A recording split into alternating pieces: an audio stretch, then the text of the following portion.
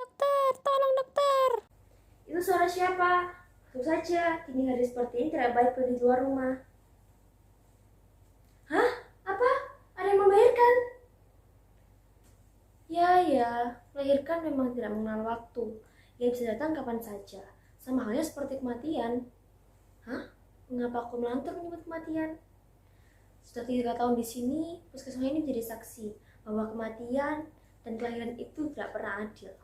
Kau boleh ngotot mengatakan bahwa ada kelahiran pasti seimbang dengan kematian. Begitukah? Tetapi nyatanya di beberapa tempat, pemukiman sudah menelan para sawah tani. Dan juga hutan-hutan di pinggir kota sudah berubah menjadi ruko. Jadi intinya kelahiran lebih baik daripada kematian. Iya kan? Kalian harus setuju. Kalau tidak, monolog ini tidak akan aku lanjutkan. Bagaimana? Kalian setuju kan? Baiklah, akan aku lanjutkan. Sebagai orang Jawa yang mewarisi ajaran harmoni daripada tetua, terkadang aku merasa dibenturkan pada kenyataan pahit yang berbeda dengan apa yang pernah diajarkan. Aku jadi saksi bahwa setiap kesakitan di sini akan selalu berakhir dengan kematian.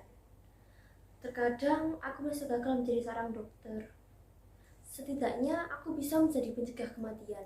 Ya, aku tahu aku bukan seorang malaikat, tetapi kegagalan-kegagalan ini membuatku semakin frustasi dan ingin meninggalkan profesi ini. Kalian mah enak, hanya duduk saja di sana sambil melihatku bekerja keras menjadi seorang dokter di daerah terpencil ini. Tapi ya memang ya, mungkin itu sudah takdirku. Bapak, Mama, ayo masuk ke sini, jangan lama-lama di luar sana. Ini adalah puskesmas satu-satunya di daerah ini. Ya memang aku bukan seorang malaikat penyelamat, tetapi berikanlah kesempatan pada bayi itu agar bisa mencoba menghirup udara segar di dunia ini. Asal kalian tahu, semua bayi yang dilahirkan di sini belum tentu selamat. Dan bahkan seorang bayi yang sudah dilahirkan belum tentu bisa menikmati masa kanak-kanaknya. Dan kata Bapak Presiden, kasus ini sudah ditetapkan sebagai kasus gizi terburuk di sepanjang dunia. Kalau aku boleh cerita, begini. Tapi janji ya, jangan diviralkan ke media sosial. Oke? Jadi gini. Dulu ada kasus di mana kita kehabisan beras. Asal kamu tahu saja, dulu apabila kita ingin mengambil beras, kita harus menaiki perahu. Dan tetapi pada saat waktu itu, perahu itu tiba-tiba menabrak sebuah pohon yang akhirnya perahu itu pecah. Di mana yang lebih parah adalah orang-orang yang terdapat di perahu tersebut habis dimakan buaya, dan beras-beras yang ada di perahu tersebut hanyut ke sungai. Jadi kira-kira selama 3 bulan kita tidak ada pemasokan beras sama sekali. Dan apa yang lebih parah adalah aku yang dituduh sebagai dalamnya. Masih ingat perkataan Bapak Tibo pada saat itu. Beliau bilang begini, oh iya, Bapak Tibo itu adalah kepala suku di desa ini. Beliau mengatakan seperti ini, kami memang orang primitif, dan kami juga alih modern seperti kau orang Jawa. Jadi tolong berikan kami beras. Lalu Bapak Tibo pun melanjutkan perkataannya. Kau suruh saja Presiden untuk mengutus orang-orang Jawa untuk mengantarkan beras pada kami. Lalu Dr. Koga pun menjawab. Saya mau bicara.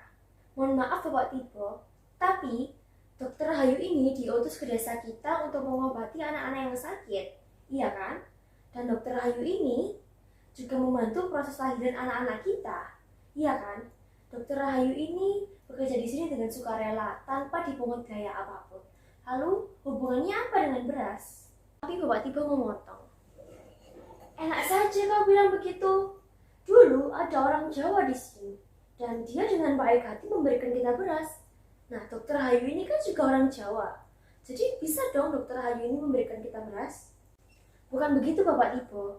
Ya, memang aku diutus dari Jawa. Dan ini pun untuk membantu kesehatan para warga di sini.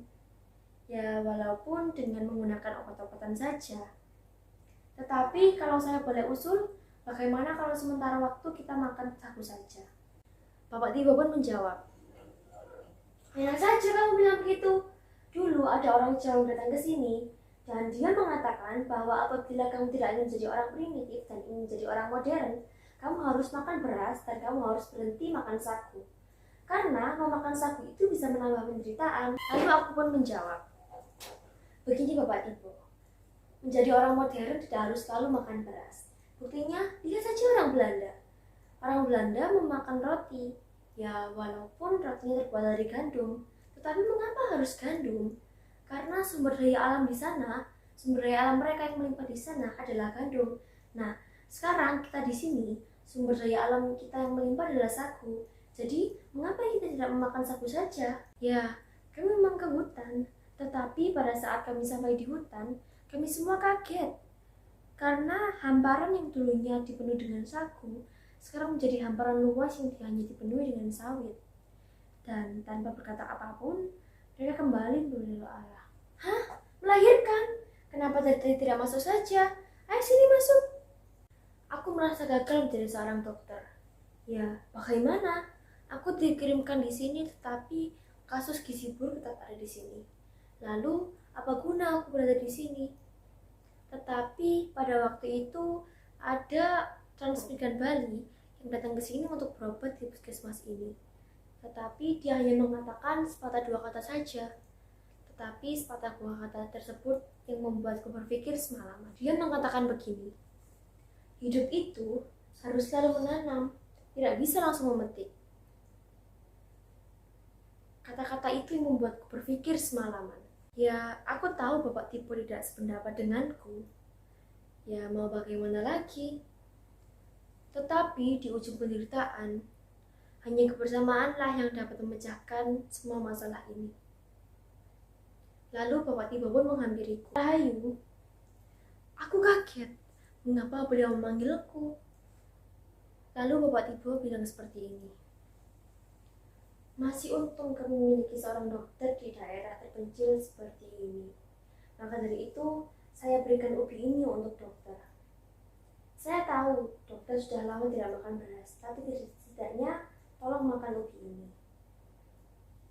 Benar-benar aku sangat kaget dengan perlakuan Bapak Tibo. Karena Bapak Tibo yang aku kira keras kepala, tidak sependapat denganku, ternyata adalah orang yang baik. Bahkan Bapak Tibo memberikan ubi ini kepadaku. Bapak Tibo pun melanjutkan seperti ini. Dokter Rahayu, nanti malam akan ada acara gelar bakar batu.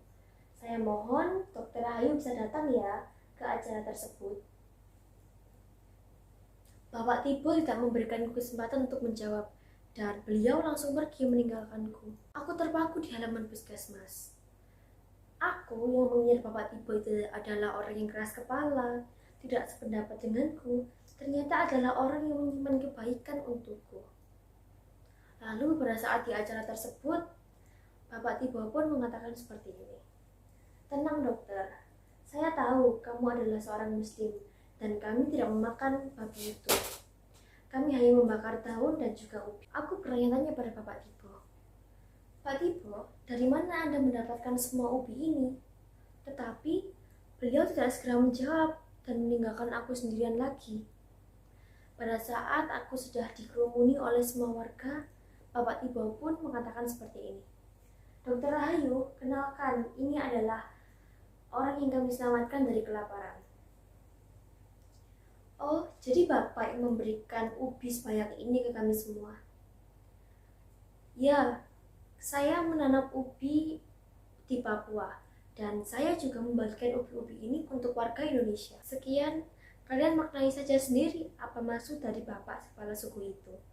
Aku pergi dulu ya, karena ada pasien yang sedang menungguku. Bapak, Mama, ayo segera ke sini.